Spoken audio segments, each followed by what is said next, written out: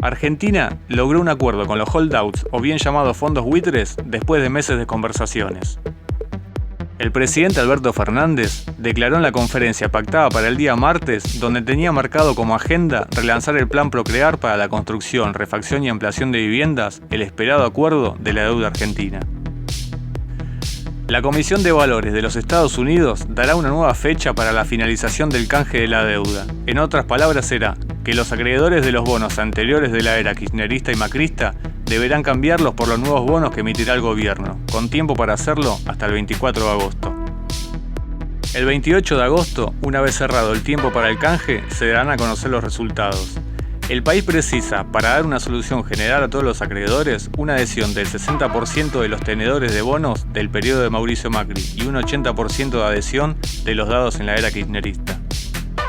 Si Argentina alcanza esos números, que por lógica debería llegar porque actualmente cuenta con el 35% de los bonistas acordados y con este nuevo acuerdo se sumaría el 50%, los primeros días de septiembre se formalizaría la entrega de los nuevos bonos y terminaría saliendo de la peligrosa situación de default. Recordemos que el arreglo fue una larga discusión con idas y vueltas en la que Argentina terminó arreglando en la cuarta oferta desde que se comenzó en abril. La última oferta, que tampoco había sido bien recibida, fue de $53,5 por cada $100 de bonos y que el gobierno de Alberto Fernández terminaría cerrando en la actual oferta de $54,8 por cada 100. Esto sería ni más ni menos que el valor que entregaría Argentina con los nuevos bonos. El mayor logro podría indicarse en el punto de que Argentina logró un acuerdo sin pagar más intereses o más deuda de capital. Y por otra parte, se modifican las condiciones legales para los acreedores de los nuevos bonos para asegurarse de que podrán cobrarlos, teniendo en cuenta que hay bonos que aún se están cobrando que vienen desde el año 2005.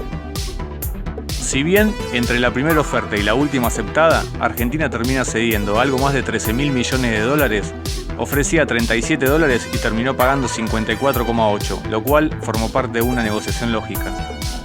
Pero termina bajando los intereses promedio de toda la deuda argentina del 7% al 3,4%, o sea, la mitad.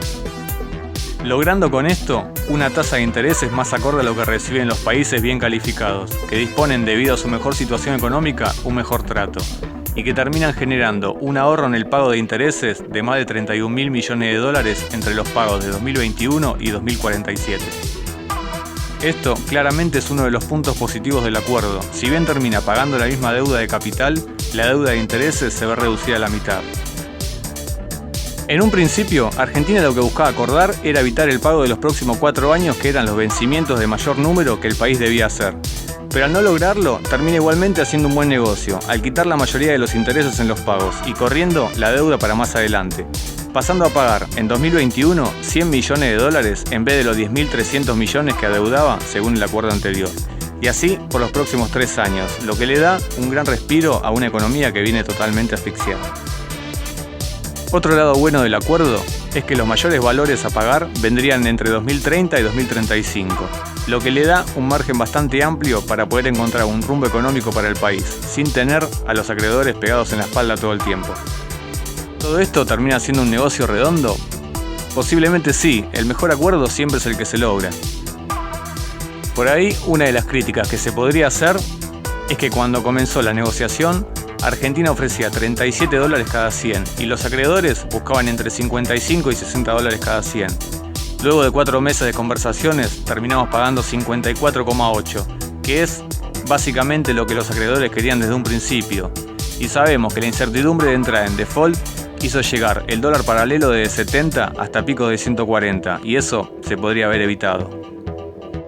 En sí mismo, el acuerdo es bueno, siempre y cuando el país aproveche la oportunidad para que en estos años que tiene por delante pueda manejar de una vez por todas el gran problema de la inflación, lograr potenciar las exportaciones y fundamentalmente encontrar un equilibrio presupuestario, porque en el caso de no poder concretar con estos conceptos estructurales de la economía, acabaría en un agujero negro que prácticamente sería imposible de salir. Todo esto sumado a la desconfianza que conlleva al país en el ámbito internacional.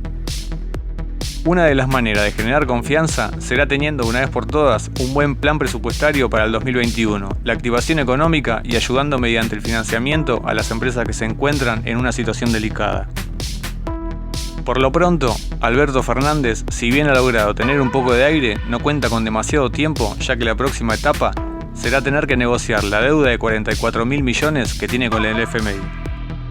Como sabemos, el Fondo Monetario Internacional es una entidad que para negociar es necesario tener un proyecto económico a largo plazo, y para eso Argentina debe mejorar el déficit fiscal. Sin eso no hay sistema que funcione.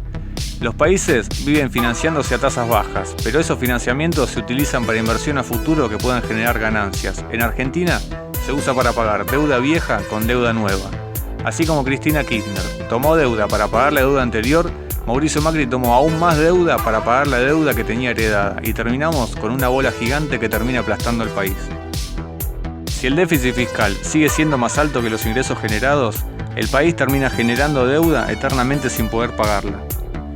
Por esta misma razón, con el tiempo veremos si el acuerdo es aprovechado o no para el beneficio del país y poder cambiar de una vez por todas el rumbo económico.